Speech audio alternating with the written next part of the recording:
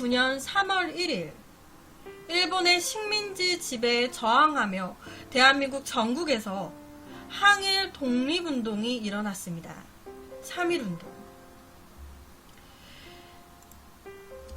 지금 보여드리는 옆에 사진, 대한민국 사람이라면은 절대 잊어선 안 될 우리나라의 중요한 역사죠. 우리나라 역사책이라든지 뭐 이곳저곳에서 굉장히 많이 다들 보셨을 거라고 생각되는 사진인데요.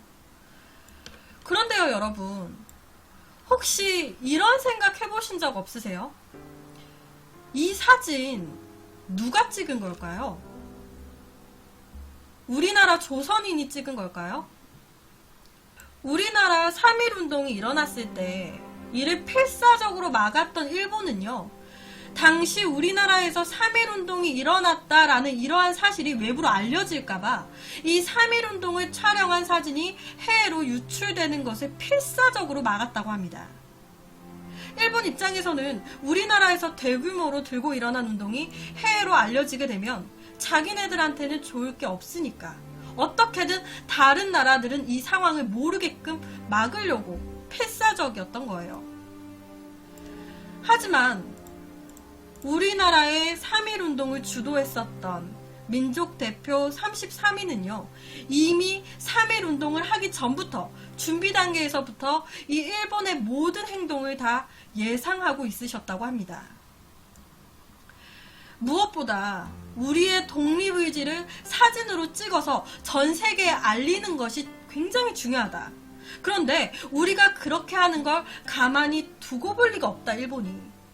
필사적으로 우리가 3.1운동 하는 모습이 해외로 알려지지 못하도록 일본이 어떻게든 막아설 거다. 이미 다 이 민족 대표 33위는 거기까지 다 생각을 했던 거예요.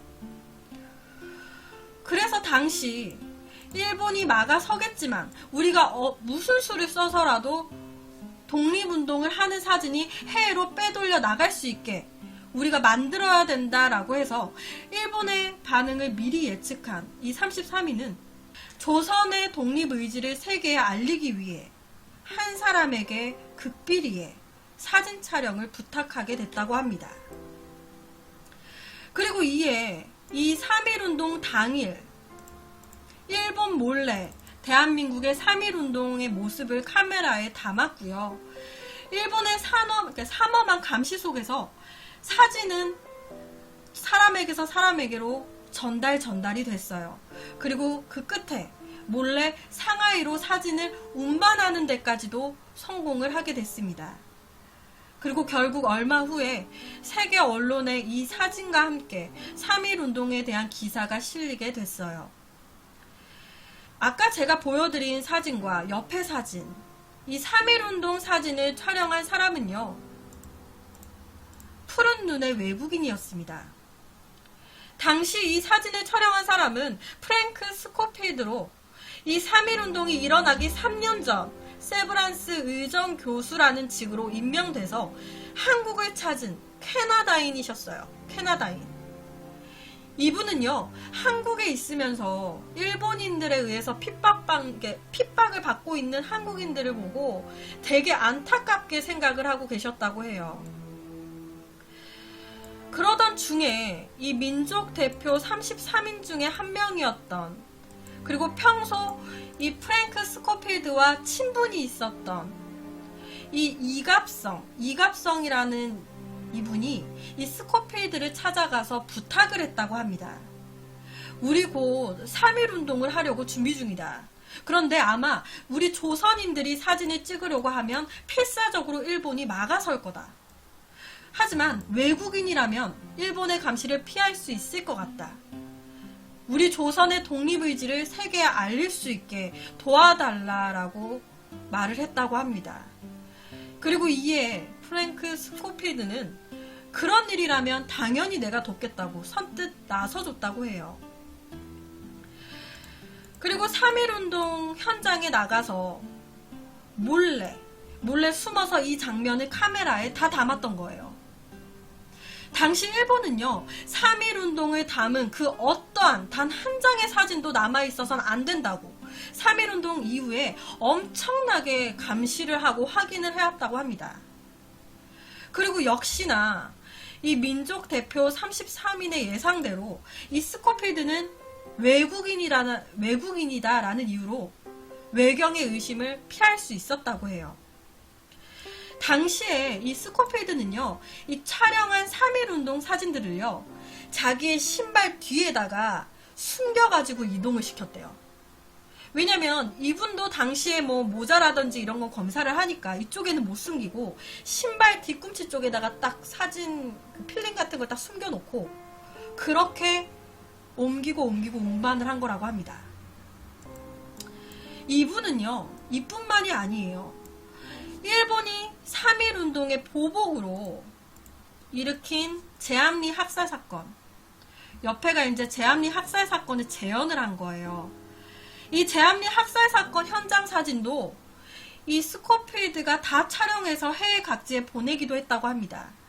여기서 제암리 학살 사건이 무슨 사건이냐면요, 화성 제암리 수촌리에서 20명이 넘는 주민들을요, 교회에 다 가둔 거예요. 일본 군인들이. 그리고 교회에다 불을 질렀습니다. 그러면 그 안에 가둬진 사람들이 너무 뜨거우니까 교회 밖으로 뛰쳐나오겠죠.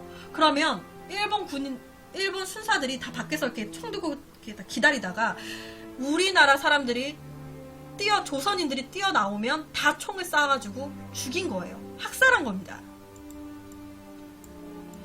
20명이 넘는 주민들을 교회에 가둬놓고 총을 쏘고 교회 건물에 불을 질러서 잔인하게 학살한 사건이에요.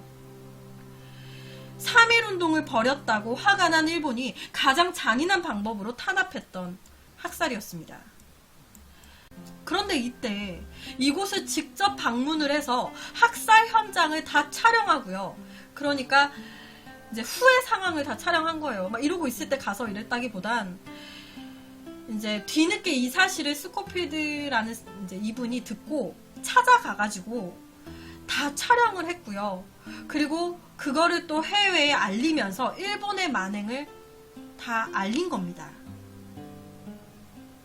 당시 일본은요, 이런 만행을 저지른 후에 이를 숨기기 위해서 학살 사건이 일어났던 그 교회 주위에 민간 마을도 다 불질렀고요. 무고한 사람들을 굉장히 많이 죽였어요. 그리고 또 이 사실이 알려지지 않게끔 엄청 감시를 했습니다. 우리가 이런 짓을 했다라는 게 해외나 뭐 어디 곳이든 알려지면 안 된다. 감시를 철저히 해라. 그런데 이때 스코필드가 카메라를 들고 현장에 있으니까 이 일본 군인들이 굉장히 경계했대요. 당신 뭐냐고. 왜 카메라 들고 있냐고. 그래서 이분이 카메라를 양복 주머니에다 딱 숨기고요. 아무것도 안 들고 있는 척 근처로 가가지고 몰래 촬영을 다 한 거라고 합니다. 제암리 학살 사건에 대한 사진들이. 그리고 몰래 찍은 사진들을 또다시 해외에 알림으로써 일본이 우리나라에 저질렀던 만행을 또 밝혀준 거예요.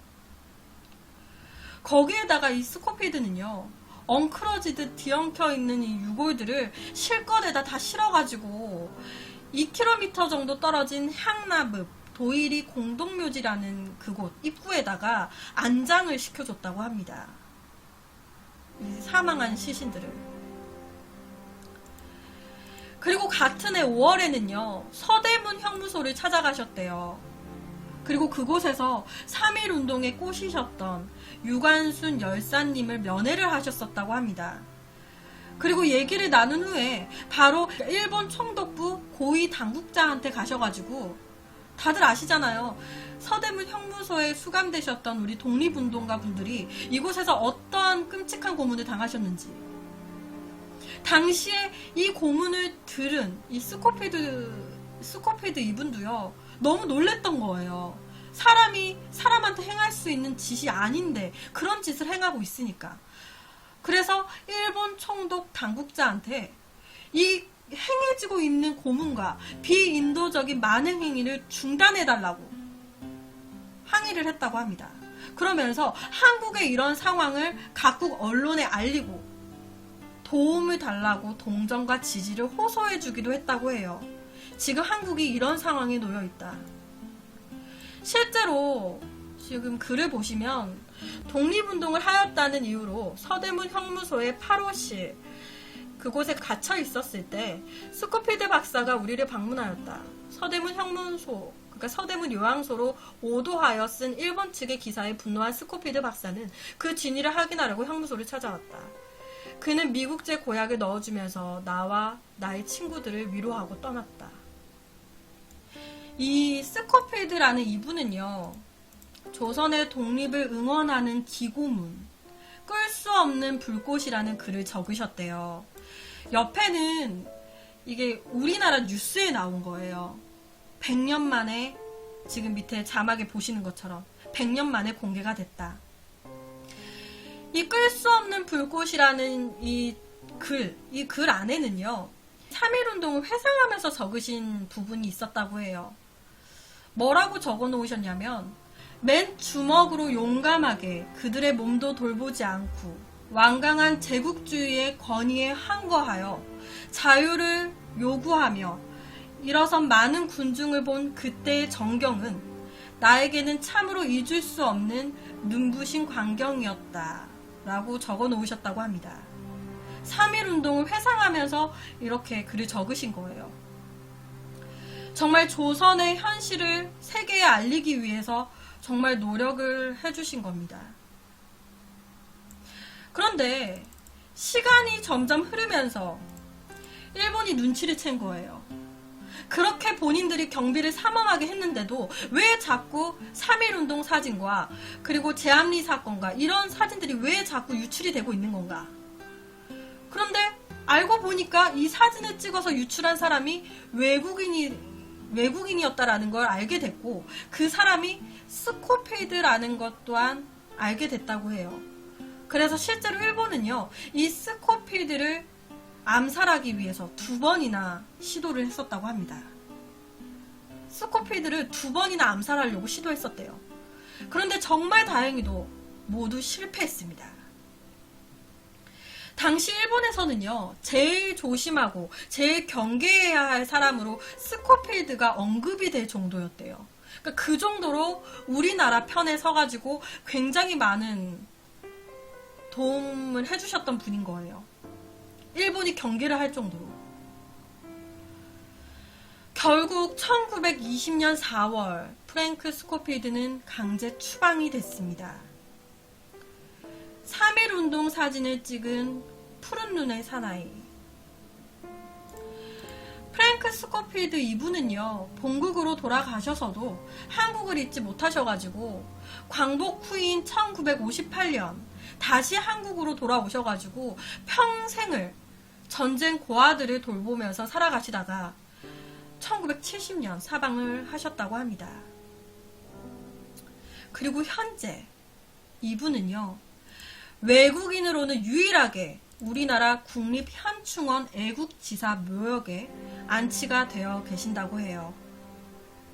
외국인으로는 정말 유일하게 현충원에 계시는 분이라고 합니다. 제가 알아봤을 때 선교사분들이라고 해서 우리나라가 굉장히 힘들 때 정말 힘이 돼주신 선교사, 외국인 선교사분들이 꽤 계세요. 그런데 제가 어느 다큐멘터리를 보다 보니까 이 외국인 선교사들 중에서도 제일 적극적으로 도움을 준 사람이 이분이라고 하더라고요. 스코필드. 실제로 우리나라 3.1운동 순국기념관에 가가지고 보시게 되면 한쪽에 지금 이렇게 스코필드 박사님의 사진이 있다고 합니다. 스코필드가 심은 3.1 정신 해가지고 이렇게. 그리고 회고전 같은 우리나라에서 이제 34번째 푸른 눈의 민족 대표 프랭크 스코필드라고 해서 2017년 작년에도 열렸어요. 그리고 실제로 제암리 사건이 일어났었던 곳에 가셔도 이분의 동상이 있다고 합니다. 실제로 이 프랭크 스코필드가 촬영한 수십 장의 독립운동 사진은요, 당시 현장을 담은 유일한 사진으로 지금까지 남아 있습니다. 국사책이나 이런 데에 실린 그런 웬만한 3.1운동의 사진들도 다 이 스코필드 분이 찍으신 사진인 거예요. 만약에 정말 일본의 뜻대로 정말 단 한 장의 사진도 해외로 유출되지 못했고 정말 아무런 기록도 남아있지 않았다면 한스러울 뻔했던 거죠. 온 국민이 들고 일어났는데 사진 한 장 남아있지 않고 정말 일본의 뜻대로 묻혀져 버렸다면 얼마나 많은 사람들이 한스러웠겠어요. 그리고 이분은요, 우리나라 민족대표 33인에 뒤이어서 34번째 민족대표로 불리고 있다고 합니다. 우리나라 34번째, 34번째 민족대표 프랭크 스코필드. 이 프랭크 스코필드의 한국 이름은요, 석호필이래요. 석호필. 본인이 지으신 거라고 해요.